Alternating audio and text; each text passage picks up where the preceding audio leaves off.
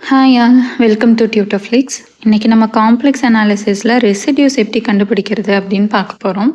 எங்கிட்ட நிறையா பேர் இது ப்ராப்ளம்ஸ் எப்படின்னு போட தெரியல, கான்செப்ட் புரியுது, ஆனால் ஒரு ப்ராப்ளம் கொடுத்து ஒர்க் அவுட் பண்ண சொன்னால் எங்களுக்கு பண்ண தெரியல அப்படின்னு சொல்லி கேட்டிருக்கீங்க. ஸோ அவங்களுக்காக தான் இந்த வீடியோ. ஃபஸ்ட்டு ரெசிடியூஸை நம்ம எப்படி டினோட் பண்ணுவோம்னா, ரெசிடியூ ஆஃப் எஃப் ஆஃப் ஏசட் ஃப்ரம் ஏ. இந்த ஏங்கிற பாயிண்ட் தான் நம்மளோட போல் வேல்யூ. ஓகேவா? இதில் மொத்தம் 4 டைப்ஸ் இருக்குது. 4 டைப்லேயும் எப்படி போடலாம் அப்படின்னு நான் உங்களுக்கு ஒரு ப்ராப்ளம் எக்ஸ்பிளைன் பண்ணி காமிக்கிறேன் இந்த வீடியோவில். ஓகேவா?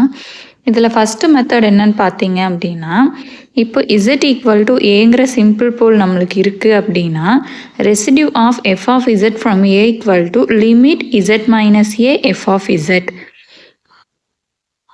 இது எப்படி போடணும் அப்படின்னா, இருங்க இப்போ இதுக்கு உங்களுக்கு நான் ஒரு ப்ராப்ளம் சொல்கிறேன். இப்போது F of Z equal to Z cube divided by Z square plus 5z plus 6. இதுதான் நமக்கு கொடுத்துருக்குற ப்ராப்ளம். இதுக்கு நம்மளை போல் கண்டுபிடிக்க சொல்லியிருக்காங்க. ஃபஸ்ட்டு கீழே இருக்கிறத நம்ம ஃபேக்டரைஸ் பண்ணிக்கலாம். ஃபேக்டரைஸ் பண்ணால் நமக்கு என்ன கிடைக்கும்? இசட் ப்ளஸ் 3 இசட் ப்ளஸ் 2 கிடைக்குமா? இந்த டேர்மை ஃபேக்டரைஸ் பண்ணால் நமக்கு என்ன கிடைக்கும்? Z plus 3 into Z plus 2 கிடைக்குமா? அப்புறம் பாருங்கள், இப்போது இதுக்கு என்னென்ன போல்ஸ் வரும்? போல்னால் என்ன? இங்கே என்ன வேல்யூ சப்ஸ்டியூட் பண்ணால் 0 வருமோ அதுதான் இதோட போல். அப்போ இங்கே -3 சப்ஸ்டியூட் பண்ணால் 0 ஆகும். இந்த டேர்முக்கு -2 சப்ஸ்டியூட் பண்ணால் 0 ஆகும். அப்போது இந்த சம்மோட இந்த ப்ராப்ளம்க்கு உங்களுக்கு என்னென்ன போல்ஸ் கிடைக்குது? -3 -2 2 போல்ஸ் கிடைக்கிது. ஓகேவா? இப்போ இசட் ஈக்குவல் டு ஏங்கிற சிம்பிள் போல் நமக்கு கிடச்சிருச்சு. சிம்பிள் போல்னால் என்ன? ஆர்டர் 1 இருக்கணும். சிம்பிள் போல் நமக்கு கிடச்சிருச்சு. அப்போது நம்மளோட ஃபார்முலா என்ன? Limit Z tends to A Z minus A into F of Z. அதுதான ஃபார்முலா. இந்த z மைனஸ் ஏ இங்கே வரும், z டென்ஸ் டு ஏ. ஓகேவா? Limit z tends to A z minus A into F of z. இப்போ நம்ம இந்த ப்ராப்ளம்க்கு apply பண்ணலாமா?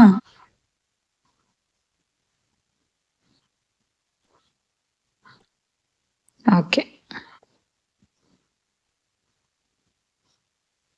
நமக்கு கொடுத்துருக்கிறது ஃபேக்டரைஸ் பண்ணி என்ன கண்டுபிடிச்சிருக்கிறோம்?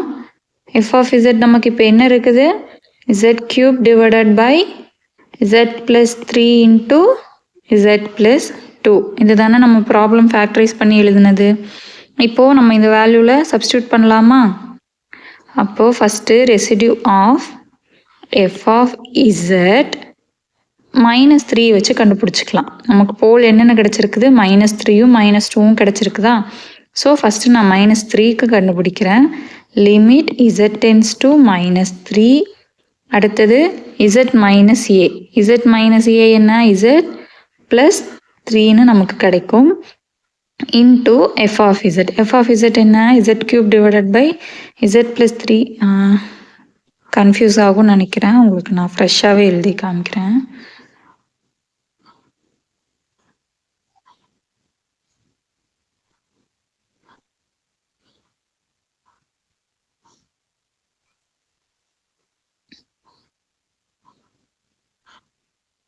உங்களுக்கு நான் இங்கே எழுதி காமிக்கிறேன் பாருங்கள். z cube divided by z plus 3 into z plus 2. அப்புறம் நமக்கு போல்ஸ் என்னென்ன கிடச்சிருக்கு? -3 -2 2 போல் கிடச்சிருக்குது. அப்புறம் இப்போது -3யை வச்சு நம்ம என்ன கண்டுபிடிக்க போகிறோம்? ரெசிடியூ கண்டுபிடிக்க போகிறோம். என்ன வரும்?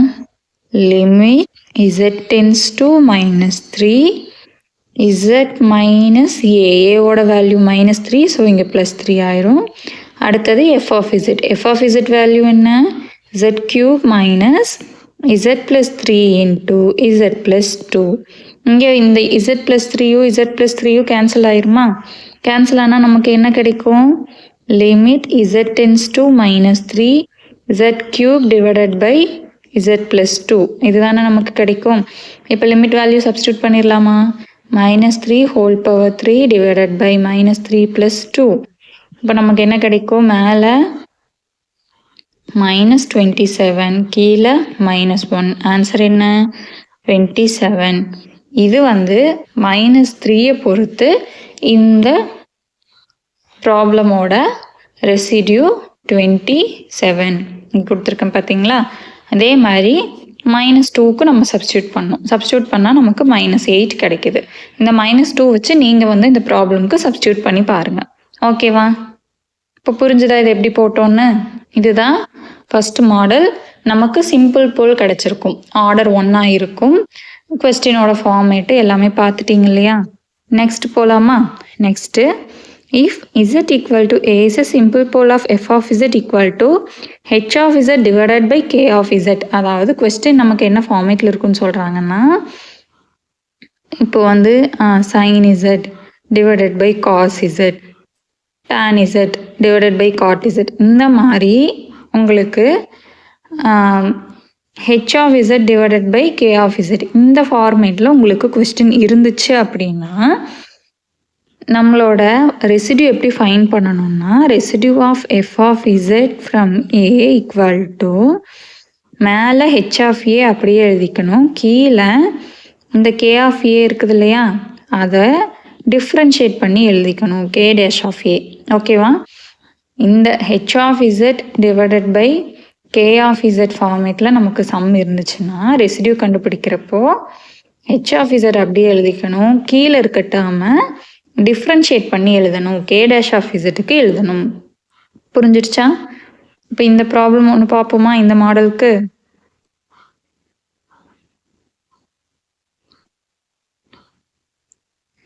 ஓகே, உங்களுக்கு நான் செகண்ட் ப்ராப்ளம் சொல்லிட்டா? செகண்ட் மாடலுக்கு இந்த ப்ராப்ளம் பார்க்க போகிறோம். Find the residue of cot z at z equal to 0. Problem இங்கே எழுதியிருக்கேன் பாருங்கள்.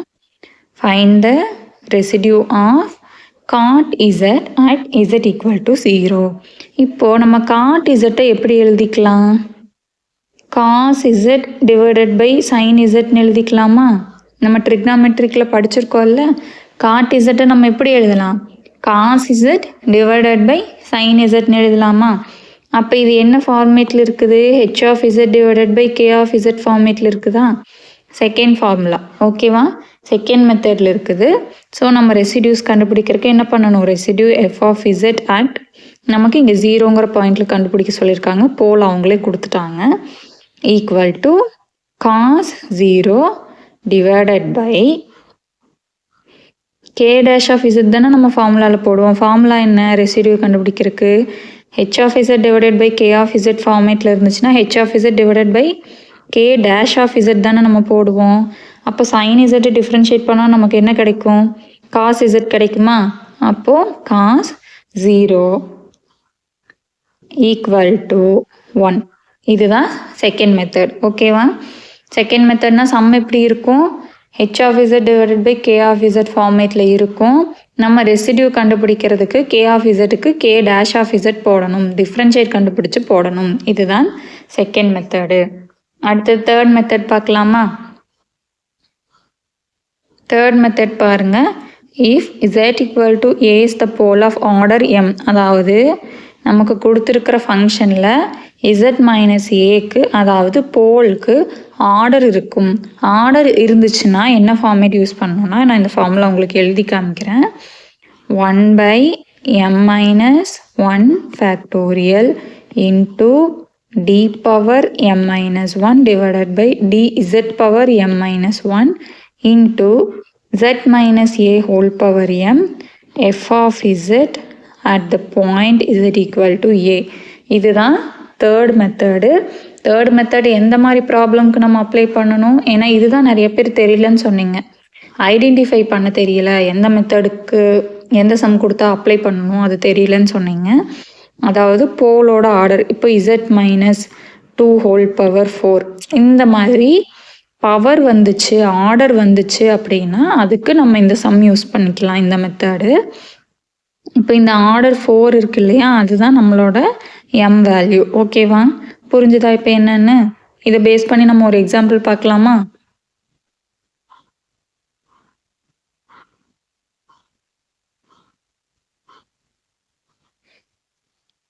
சரி, நான் உங்களுக்கு இங்கே எழுதி காமிக்கிறேன். Find the residue of z e power z divided by z minus 1 whole cube at its pole. இப்போ பாருங்க, இது என்ன ஃபார்மேட்டில் இருக்குது? ஆர்டர் m கிடச்சிருக்குதா நமக்கு? Order m equal to 3 order கிடச்சிருக்குது. அப்போ இது தேர்ட் மெத்தடு. இதோட போல் என்ன வரும்? இங்கே இசட்டுக்கு என்ன சப்ஸ்டியூட் பண்ணால் 0 வரும்? இங்கே 1 இருக்குது. அப்போது இங்கே 1 போட்டால் தானே 1 - 1 0 வரும். அப்போ நம்ம போல் வேல்யூ என்ன? 1. ஓகேவா? இந்த சம்முக்கு போல் வேல்யூ 1, m வேல்யூ, அதாவது ஆர்டரோட வேல்யூ 3. இப்போ நம்ம ஃபார்முலா சப்ஸ்டியூட் பண்ணிக்கலாம். Residue of f of z at the point a equal to 1 divided by m minus 1 factorial into d power m minus 1 divided by dz power m minus 1 into z minus a whole power m f of z at the point z equal to a. Values எல்லாம் substitute பண்ணலாமா? எம்மோட value என்ன? 3 minus 1 factorial d power 3 minus 1 என்ன வரும்? 2 again dz power 2 into z minus a ஓட value என்ன? 1 whole power 3. f of z கொடுத்துருக்க some என்ன? z e power z divided by z minus 1 the whole cube at the point z equal to a. Next இந்த z minus 1 the whole power 3யும் இந்த z minus 1 the whole power 3யும் cancel பண்ணிடலாமா? அப்போ நமக்கு என்ன கிடைக்கும்? இங்கே 1/2 factorial into d square by dz square into z e power z equal to a. Next step 1/2 factorial. இங்கே என்ன சொல்லியிருக்காங்க? இசட்டை பொறுத்து 2 times நம்ம டிஃப்ரென்ஷியேட் பண்ணணுமா? ஸோ நம்ம இப்போ ஃபஸ்ட்டு டைம் டிஃப்ரென்ஷியேட் பண்ணலாம். d/dz. இது என்ன மெத்தடில் டிஃப்ரென்ஷியேட் பண்ணலாம்? z e power z uv மெத்தடில் பண்ணலாமா? uv மெத்தட் என்ன? uv dash plus v u dash. அதை நம்ம சப்ஸ்டியூட் பண்ணலாமா? u வேல்யூ என்னது? z. v dash e power z differentiate பண்ணால் e power z தான் வரும். ப்ளஸ் v வேல்யூ என்ன? e power z. u dash என்ன? z டிஃப்ரென்ஷியேட் பண்ணால் 1 கிடைக்கும். ஓகேவா? At the point z equal to a. Next 1/2 factorial into இப்போது இதை வந்து நம்ம d/dz வச்சு டிஃப்ரென்ஷியேட் பண்ண போகிறோம். இதை டிஃப்ரென்ஷியேட் பண்ணுறதுக்கு அகெயின் இதை நம்ம என்ன பண்ணணும்? uv மெத்தடில் டிஃப்ரென்ஷியேட் பண்ண போகிறோம். பண்ணினா என்ன வரும்? அகெயின் போன ஸ்டெப்பில் நமக்கு என்ன கிடைச்சதோ அதே தான் கிடைக்கும். u v dash plus v u dash balance இங்கே என்ன இருக்குது? e power z இருக்குது. At the point z equal to a. 1/2 ஃபேக்டோரியலோட வேல்யூ என்ன? 1/2 தான். நெக்ஸ்ட்டு இங்கே 3 டேர்ம்லேயுமே நமக்கு e power z இருக்குதா? அப்போ அதை காமனாக நம்ம வெளியே எடுத்தோம்னா என்ன கிடைக்கும்? z plus 1 plus z plus 2ன்னு எழுதிக்கலாமா? டைரெக்டாக எழுதிக்கலாம். z equal to a ஓட வேல்யூ நமக்கு இங்கே 1. நெக்ஸ்ட்டு 1/2. இப்போது z இருக்கிற இடத்துல எல்லாம் நம்ம என்ன அப்ளை பண்ண போகிறோம்? 1 அப்ளை பண்ண போகிறோம். 1/2 into e power 1 into 1 plus 2. இப்போ 1/2 into e into 3. அப்போ என்ன கிடைக்கும்? 3e/2. இதுதான் இதோட ஆன்சரு. இது சம்மெல்லாம் உங்களுக்கு ரொம்பலாம் டிஃபிகல்ட் கிடையாது. அந்த ஃபார்முலாவை ஞாபகம் வச்சு போல் வேல்யூ ஆர்டர் வேல்யூவும் சப்ஸ்டியூட் பண்ணி 2 times இங்கே வந்து நமக்கு ஆர்டர் 3ங்கிறதுனால 2 times டிஃப்ரென்ஷியேட் பண்ணுற மாதிரி வந்துச்சு. ஸோ நம்ம 2 times டிஃப்ரென்ஷியேட் பண்ணி டைரெக்டாக அந்த மெத்தடில் வந்துட்டு நம்ம அப்ளை பண்ணுறோம். அவ்வளோதான், வேறு எதுவுமே கிடையாது. ரொம்ப ரொம்ப சிம்பிள் தான். ஓகேவா? அடுத்தது 4th மெத்தட் பார்க்கலாமா? 4th பாருங்க. அதாவது z equal to இன்ஃபினிட்டிங்கிற பாயிண்டில் நம்மளை லிமிட் கண்டுபிடிக்க சொன்னாங்க, ரெசிடியூ கண்டுபிடிக்க சொன்னாங்க. அப்படின்னா அதுக்கு என்ன ஃபார்முலானா limit z tends to infinity minus z f of z. அவ்வளோதான். ஓகேவா? எப்படி இந்த மெத்தட் நீங்கள் எப்படி ஐடென்டிஃபை பண்ணுவீங்க? இசட் ஈக்குவல் டு இன்ஃபினிட்டிங்கிற பாயிண்டில் நம்மளை ரெசிடியூ கண்டுபிடிக்க சொல்லியிருப்பாங்க. அப்படி இன்ஃபினிட்டிங்கிற பாயிண்டில் கண்டுபிடிக்க சொன்னால் நம்ம என்ன பண்ணணும், limit Z tends to infinity minus z F of z substitute பண்ணணும். இதுக்கு ஒரு எக்ஸாம்பிள் பார்க்கலாம். இப்போ நமக்கு கொடுத்துருக்கிற கொஸ்டின் பாருங்கள், z by z minus 2 z minus 3ங்கிற ஃபங்க்ஷனுக்கு இசட் ஈக்குவல் டு இன்ஃபினிட்டிங்கிற பாயிண்டில் நம்மளை ரெசிடியூ கண்டுபிடிக்க சொல்லியிருக்காங்க. இப்போ இசட் ஈக்குவல் டு இன்ஃபினிட்டின்னு கொடுத்தா நம்ம என்ன ஃபார்முலா யூஸ் பண்ணணும், residue of F of Z at the point infinity equal to limit Z tends to infinity minus z F of Z தானே இதோட ஃபார்முலா. ஃபோர்த் மெத்தடு இன்ஃபினிட்டிங்கிற பாயிண்டில் கேட்டால் நம்ம என்ன யூஸ் பண்ணணும், ஃபோர்த் மெத்தட் யூஸ் பண்ணணும். இப்போது limit Z tends to infinity minus z into F of Z என்ன, z by z minus 2 z minus 3. Next limit Z tends to infinity z z multiply பண்ணால் நமக்கு என்ன ஆகும், இசட் ஸ்கொயர் கிடைக்குமா, divided by z minus 2 z minus 3. அடுத்தது என்ன பண்ணுறோம் அப்படின்னா, இப்போ இதில் ஒரு இசட் இருக்குதா, நெக்ஸ்ட்டு இதில் ஒரு இசட் இருக்குது, இதில் ஒரு இசட் இருக்குது. இந்த ரெண்டு இசட்டையும் நம்ம காமனாக எடுக்கலாமா. இப்போ மேலே என்ன வரும், minus z square divided by கீழே ரெண்டு இசட் காமனாக எடுக்கிறோம். ஃபஸ்ட்டு டேர்ம்லேருந்து ஒரு இசட் காமனாக எடுத்துட்டிங்கன்னா 1 மைனஸ் 2 பை இசட்னு கிடைக்கும்.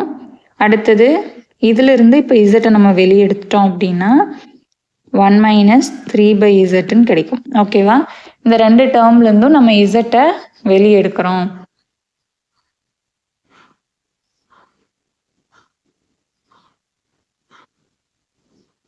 அப்புறம் இதுக்கு நமக்கு என்ன வேல்யூ கிடைக்கும், limit z tends to infinity மேலே மைனஸ் இசட் ஸ்கொயர். இப்போ இந்த ரெண்டு இசட்டையும் நம்ம மல்டிப்ளை பண்ணிக்கலாம் இல்லையா. அப்போது z square into 1 minus 2 by z 1 minus 3 by z.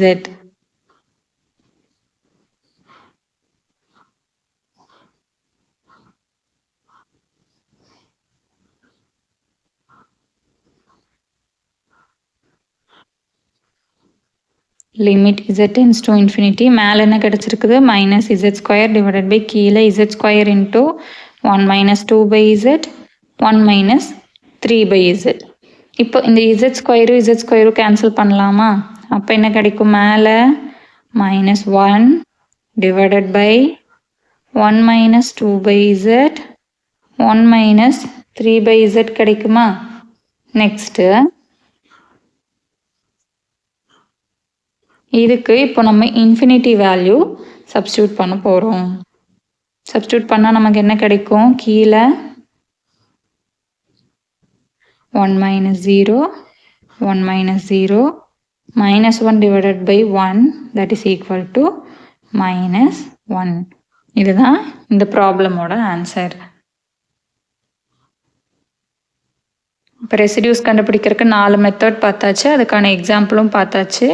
இதுக்கு மேலே ஏதாவது டவுட் இருந்துச்சுன்னா கேளுங்க.